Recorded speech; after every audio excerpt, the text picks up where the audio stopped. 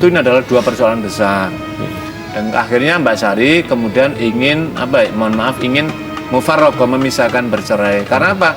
Alasannya yang pertama adalah sudah bermaksiat kepada Allah dengan cara tadi berzina tadi kepada pasangan, padahal punya ladang, punya sawah yang dihalalkan Allah, yaitu istrinya sendiri. Yang kedua adalah melakukan khianat kepada istrinya, karena tadi ketika ditanya di awal tidak terjadi apa-apa, ternyata dia melakukan kebohongan, ketidakjujuran pada anak. Kemudian akhirnya dengan cara menggugat cerai. Ini adalah namanya pada kategori talak dulu. Jadi ketika istri menggugat cerai karena apa? Perbuatan yang pertama, suami maksiat. Apa maksiatnya? Berzina itu adalah masuk dalam kategori yang dibenarkan dalam hadis. Tapi andai kata kalau misalkan, ya Allah, saya tahu suami saya ini sedang berzina, mungkin sedang jauh dari tuntunanmu, dan sekarang suami mungkin sudah berazam, bertekad untuk bertaubat kepadamu, ya Allah, saya sebenarnya sakit atas perlakuan ini, tapi saya menerima, ya Allah, mudah-mudahan kau berikan bimbingan kepada dia. Itu dengan catatan kalau suaminya tadi itu ada ikhtiar untuk bertaubat. Tapi kalau enggak tadi kan lain menjadi persoalannya. Akhirnya Mbak Sari kemudian menuntunlah jalan tadi itu kemudian ke pengadilan. Tetapi kan sebelumnya ada sakit, kita nggak tahu apa yang terjadi dengan kejadian itu. Oke, tapi sebelum ke situ Mbak Sari sempat nanya nggak sih ke suami, kenapa kok dia tega melakukan perselingkuhan seperti itu? Saya nanya sana ke suami gitu, kamu sampai tega sampai kayak gituin saya gitu kan. Suami saya kan kerjanya borong juga, kadang kalau di luaran itu jarang pulang ya, sering nggak pulang. Saya nanya, kenapa kamu kok tega-teganya gitu, kamu udah punya istri, kenapa kamu tega-teganya beginiin saya gitu. Saya sebenarnya awalnya enggak gitu, cuman karena istri ceweknya itu yang selalu ngasih perhatian, ngasih arahan ke dia, ngasih perhatian, cinta, ini ceweknya yang cinta, jadi yang ngejar. Akhirnya suami saya juga terjebak dengan perasaan itu. Makanya begitu dia datang ke rumah, hampir saat itu saya udah nggak mikir dosa, saya udah nggak mikir takut penjara, nggak takut apa. Saya awalnya emang udah sakit banget, Mas. Saya paham, saya ngerti.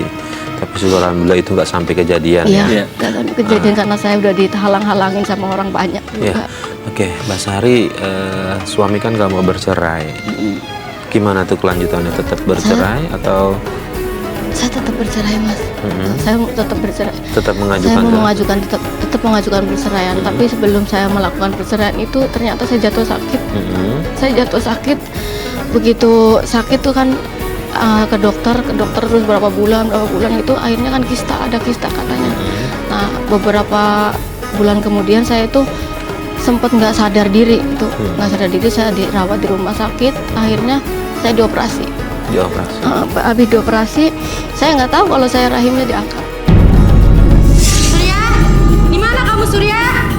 Surya? Apaan sih? Berisik banget. Kejam kamu ya, Mas. Apa salah aku sama kamu, Mas? Apaan sih? Kamu kenapa? Nih, kamu kan yang nyuruh dokter angkat rahim aku waktu aku koma di rumah sakit, Mas. Kamu tega sama aku. Tega kamu, Mas. Apa salah aku, Mas?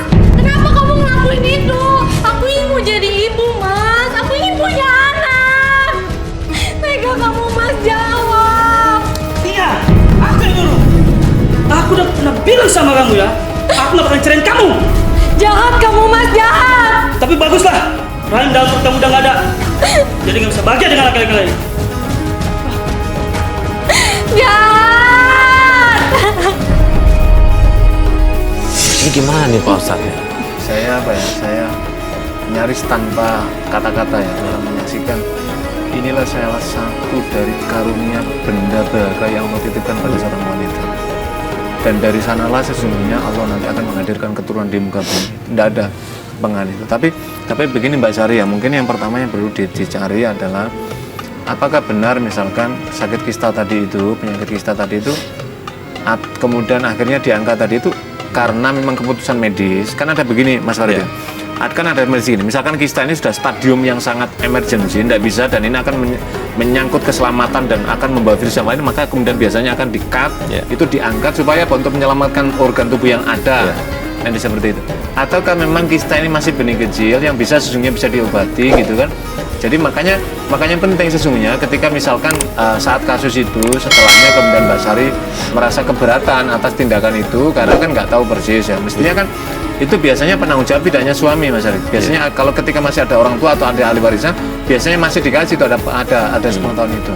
Kenapa ada tanda tangan suami? Itu ada konsekuensi begini dihukum. Karena saya pernah mengalami ketika dimintai tanda tangan yang berkaitan dengan anak saya mau di rumah sakit, Pak tanda tangan Pak nanti ada gini. Apa implikasinya?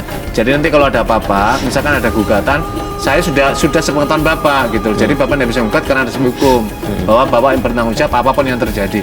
Jadi ketika misalkan Mbak Sari tidak menggugat kepada dokter, maka akan dapat klarifikasi dari dokter bahwa saya melakukan tindakan ini atas permintaan suami Anda dan suami saya bertanggung jawab, maka berarti hukum itu yang seharusnya ditanggung oleh dokter pindah kepada suami tadi, dan suami Anda bisa dipenjarakan karena melakukan tindakan yang di luar keputusan yang Anda inginkan. Itulah menjadi penting.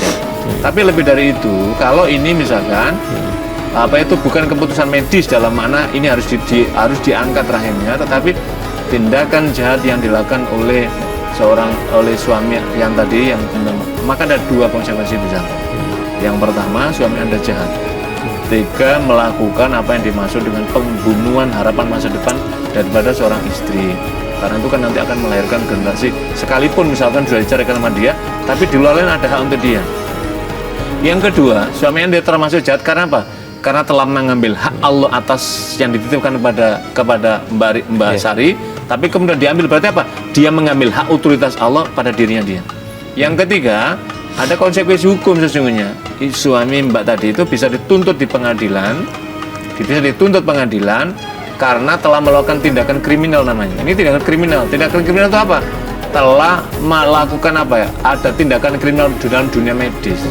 Tapi kalau suaminya tidak, kemudian kalau suaminya ini bersengkokol dengan dokter, dan dokter tahu, dokternya juga bisa dikenai tindakan dokternya melanggar kode etik. Jadi dokter itu dibolehkan kalau sudah emergency menyangkut nyawa orang, suami itu bertanggung jawab. Tapi kalau dokter tahu bahwa ini tidak berbahaya apa-apa, tapi suami punya niatan, maka dokter tidak boleh mengizinkan sesuatu yang tidak karena emergency tindakan medis. Ya, Mas Sari tadi Mbak Sari berucap bahwa suaminya melakukan itu karena kepingin Mbak Sari merasakan apa yang dia rasakan. Dia nggak suka diceraikan biar Mbak Sari hidupnya hancur. Dia melakukan itu dari omongan suaminya, iya, keluar dari itu. Omongan suami saya.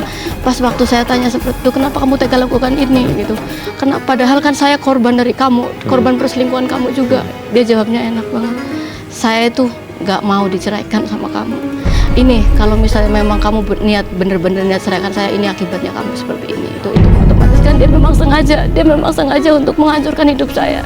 Dan dia nggak merasa bersalah sama sekali. Dia nggak merasa bersalah, tapi malah dia seneng akan perbuatan dia kepada saya gitu. Nah, Mbak Sari, keluarga tahu nggak? Ini kalau menurut saya sih bisa dibawa ke ranah hukum. Betul, Iya. betul. Jadi ini Mbak Sari, ini masuk dalam tindakan ranah hukum dan ini menyangkut masalah serius. Betul. Serius, pertama ini organ tubuh. Yang kedua, organ tubuh satu ini adalah bagi seorang wanita inilah harta yang luar biasa berharga.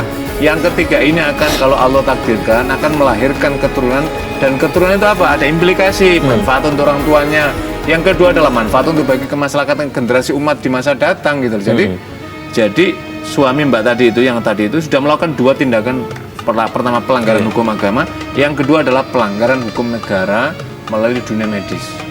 Pak Ustadz, yang dikhawatirkan Mbak Sari adalah Mbak Sari kan kita tahu nih kita bisa selamat di surga dari doa anak yang soleh. Iya. Sementara Mbak Sari udah paham betul dia nggak mungkin bisa punya anak lagi karena rahimnya diangkat. Yang dikhawatirkan ketika dia meninggal, dia ingin ada orang sebenarnya, ada anak yang mendoakan, tapi itu dia nggak bisa dapetin. Betul Mas Farid. Jadi memang tidak ada kebahagiaan bagi seorang tua kecuali apa punya anak itu. Kenapa? Karena masih ada harapan investasi jangka panjang setelah di dunia, yaitu doa inilah. Maka hadis Nabi menjelaskan begini, idza mata ibnu Adam inqata amaluhu. Apabila anak ibnu Adam itu meninggal, maka terputuslah amal-amalnya. Illa min thalathatin, kecuali tiga perkara, tiga hal. Yang pertama, sodakotin jariyah. Sodako jariyah, sodako amal kita yang mengalir pahala kebaikannya untuk kita. Yang kedua, au ilmin yuntafa'u bi, atau ilmu yang bermanfaat, mungkin menjadi guru, menjadi tutorial, menjadi semacam kita ya, menjadi penyiar, menyiarkan informasi, itu juga bahkan ilmu yang bermanfaat. Yang ketiga, yang kasus Mbak Sari tadi, awaladin solihin yad'ulah, anak soleh yang mendoakan orang tuanya. memang ada pertanyaan. Ini kan anak soleh Ustaz, kami nggak ada anak bagaimana? Ada para ahli hadis, ada yang memberikan penjelasan atas hadis ini, Mas Farid. Jadi ada yang memberikan begini. Jadi inilah salah satu rahasia awaladin di dalam apa linguistik Arab dijelaskan begini. Kalau anak kandung langsung itu menunjukkan pada ibnun. Ibni ya ibni, wahai anakku, itu artinya adalah anak kandung. Tetapi teks hadis ini menggunakan waladin itu anak, itu dalam mana berarti anak-anak yang dalam cakupan luas. Bisa anak kandung, bisa anak asuh, bisa anak didik. Pendek kata adalah anak yang dari jerih payah kita, kemudian kita didik dia, kita asuh dia, kita bantu dia. Maka ulama hadis menyatakan ini juga termasuk waladin solihin yang mendoakan pada kita. Jadi doanya juga kita mendapatkan. Jadi Mbak Sari jangan berputus asa. Tentu dengan kerohiman Allah memberikan cara yang lain yang bisa memberikan investasi pahala jangka panjang kehidupan akhirat kita dari orang-orang yang kita kasih, meskipun itu bukan anak kandung kita. Artinya mungkin bisa lebih nambah pahala lagi dengan mengangkat anak yatim piatu misalnya. Betul, gitu Mas Farid, betul. Misalkan Mbak Sari ada anak yatim tetangga atau di berdekatan, kemudian kita bantu dia, sekalipun dia tidak tinggal dengan dalam kehidupan kita, maka itu bisa. Atau syukur-syukur mungkin udah anak kami ikut bersama saya, sama saya, panggil siapa anti atau panggillah kami apa gitu. Itu soal teknis dan itu juga bagian dari karena. Oke, baik Pak Ustadz, terima kasih atas Sama-sama, nasihatnya Mbak Sari. Mudah-mudahan apa tadi disampaikan Pak Ustadz bisa membuka hati Mbak Sari, karena memang Islam selalu punya jalan keluar untuk setiap masalah yang ada. Bismillah, saya doakan Mbak Sari bisa mendapatkan jodoh, membuka bahtera rumah tangga, bisa menghidupi anak-anak yatim ya.